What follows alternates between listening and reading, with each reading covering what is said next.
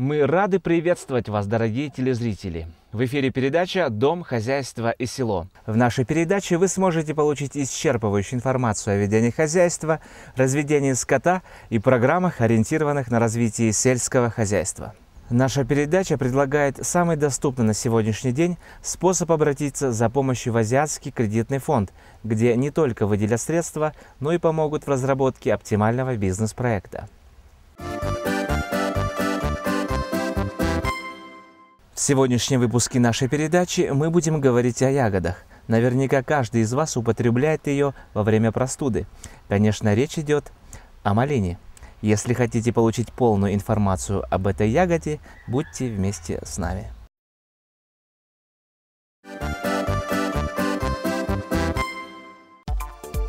Малина – обыкновенная, листопадный полукустарник с многолетним корневищем, из которого развиваются двухгодичные надземные стебли высотой до 1,5 метра.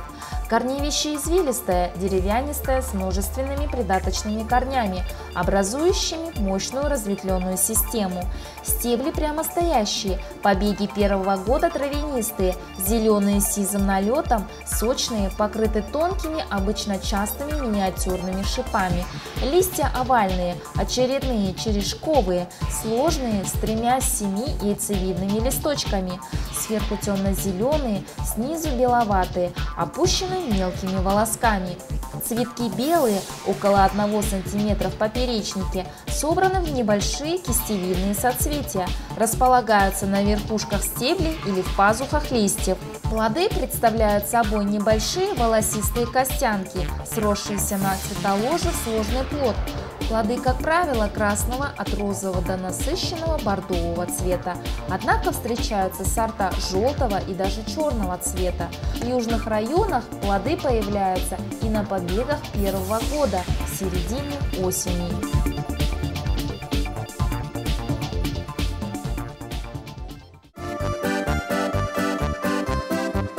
Хочу я выращивать малину. Как правильно выращивать малину? И с чего начать?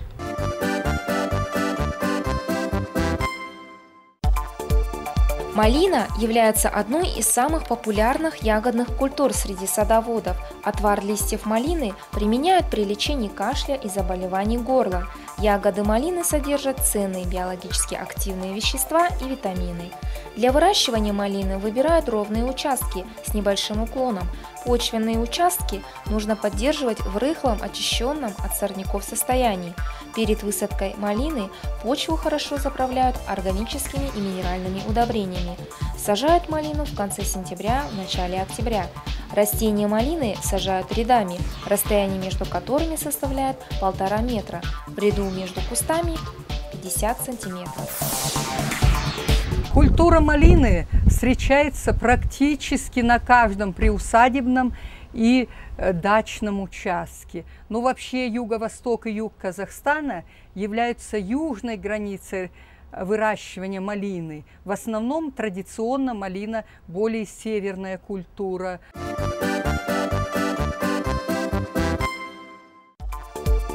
Людей, хорошо знающих агротехнику малины, не так уж много, поэтому зачастую покупатель малины представляет себе развитие этого растения по подобию плодового дерева и с непониманием смотрит на продавца, который рекомендует при посадке сильно обрезать малину. Не нужно бояться делать обрезку, ведь малина – это кустарник. Жизнь побега обычной малины только 1,5 года, а ремонтантной и того меньше, только сезон. Поэтому обрезка побегов при посадке куста благоприятно сказывается на приживаемости малины. Если в производстве малина выращивается рядами, расстояние между рядами 2–2,5 метра для прохода тракторов, то на приусадебных частных участках достаточно 1,20 м. Расстояние между рядами в ряду 30 сантиметров. Один от другого растения высаживаются. Народная мудрость гласит: итоги трудов венчаются достатком. Для получения достаточного урожая с ваших полей необходимо не уставая трудиться. И в следующей нашей рубрике специалисты подскажут, как правильно выращивать эту культуру.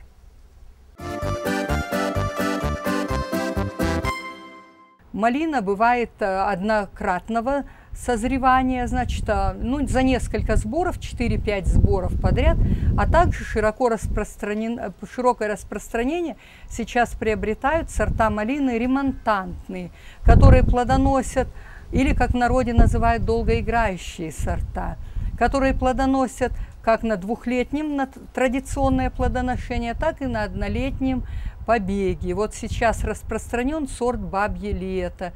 Он плодоносит на двухлетнем побеге в середине июня до конца июня. И в августе на однолетних побегах начинается повторное плодоношение этого сорта. Плоды малины употребляют свежими или используют для приготовления варенья, желе, мармелада и соков. Малиновые вина, настойки, ликеры определяются высокими вкусовыми качествами. В медицине сушеные плоды употребляются как патагонное средство, сироп для улучшения вкуса микстур, а также при простуде, гриппе как жаропонижающее средство. Эта малина называется красная шапочка. Ага. Болезни я никакой не находила. Вот я сколько живу, у меня не было, чтобы я... Ну, так бывает, что засохнет. Да. Уже куст большой, засыхает. Я его секатором обрезала, обпололась, и, конечно, растет. Та же опять идет. Я ее выкопаю хорошо, чтобы земелькой она была. Там выкопаю ямку, посажу ее. Поливать она поливается очень редко. Она, как принялась, она распушилась, она очень редко. Родит она у меня... один раз, в общем, 2 раза. Это такую держу долгоиграющую.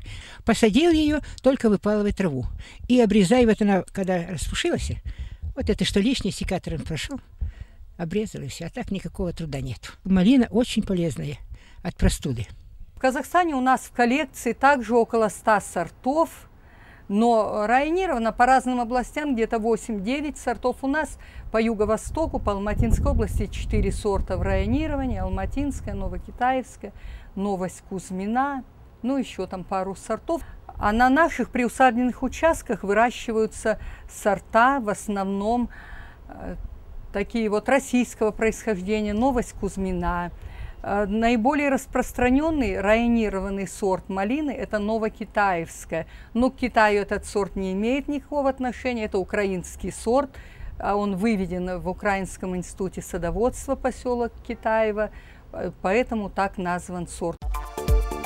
Урожайность малины зависит от водообеспечения. Необходимость полива определяется в зависимости от частоты и интенсивности осадков, а также температуры воздуха. Но, как правило, максимальная потребность малины в воде приходится на периоды массового цветения, образования завязей и созревания ягод.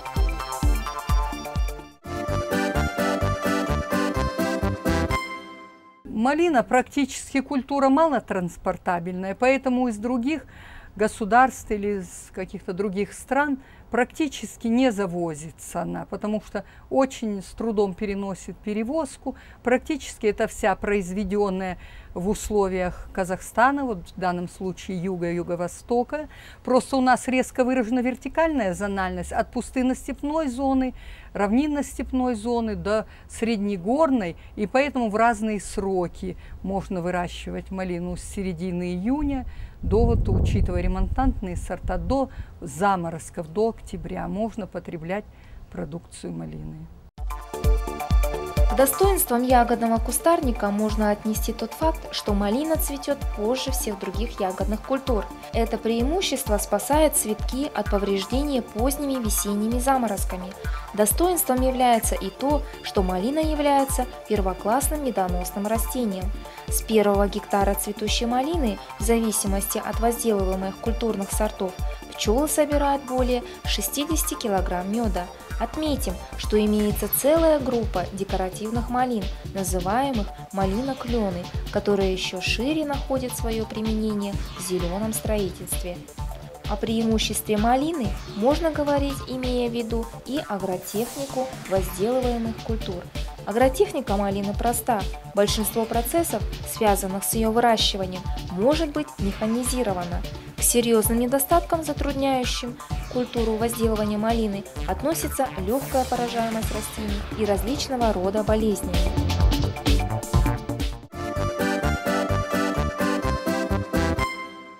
Малина поражает, также болезнями различными поражается.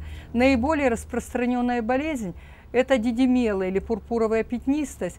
Поражаются побеги, и в дальнейшем она усыхает. Бордоской жидкостью в весенний период до распускания или в самом начале появления зеленого конуса только почечки набухнут тогда. Или бордоской смесью, или различными фунгицидами. Это грибное заболевание.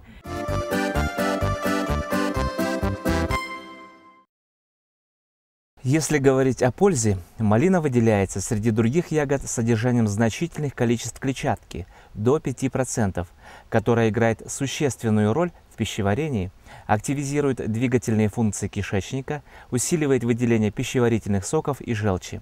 Одним словом, научно доказано, что эта ягода приносит только пользу организму. Но все-таки как отличить качество и вкус, и сколько же стоит 1 килограмм малины, нам поможет рубрика «Почем?». А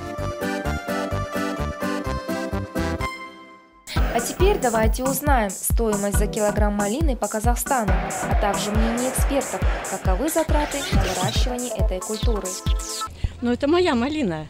Понимаете, я сама ее выращиваю, сама ухаживаю, поливаю, рыхлю, рядочками она у меня. И смысл в том, что малина вначале дает первый урожай в июне, а эта малина октябрьская, она пока мороз ее не сразит, она будет давать плоды. Поэтому, если раньше продавали, предположим, малину по 600, по 700, сейчас она уже 800-900 килограмм, потому что время вышло. Выгодно, конечно, выгодно. А потом, понимаете, мне уже все-таки возраст, но топтаться, ходить, ухаживать, выращивать – это зарядка своего рода и удовольствие.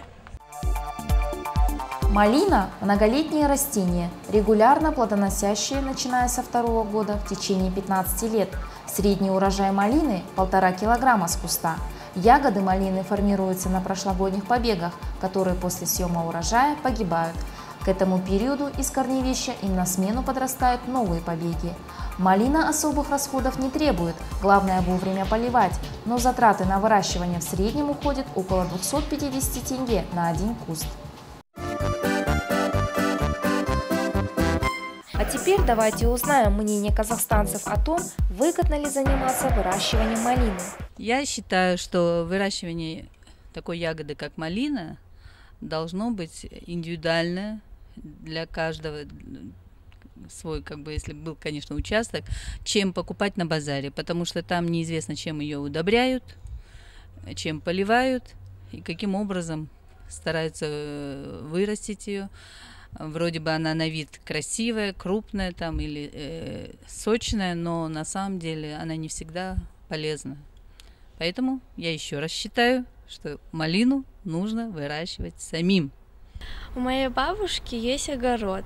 Она выращивает малину, овощи, фрукты. Я считаю, что лучше брать в своем огороде малину, чем покупать на базаре. Потому что там непонятно, чем его удобряют и все такое. Но я считаю, что нужно в огороде выращивать.